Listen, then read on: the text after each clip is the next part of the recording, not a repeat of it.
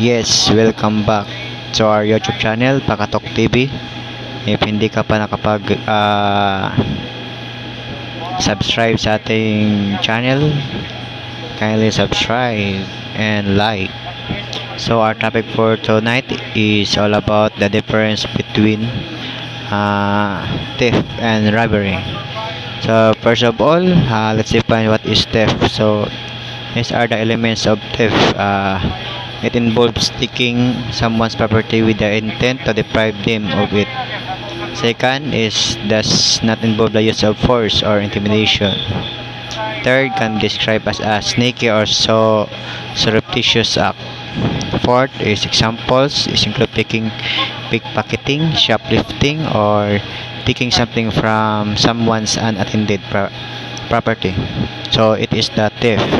While the robbery involves taking someone's property with intent to deprive them of it. So the same lang sila sa first elements, no?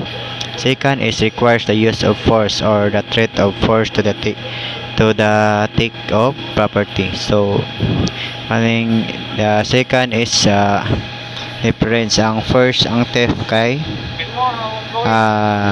without force or threat of intimidation, and ang robbery is with threat of force.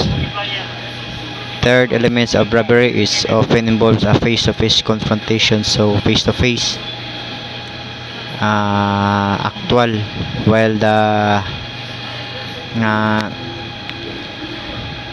theft is a sneaky or superstitious act.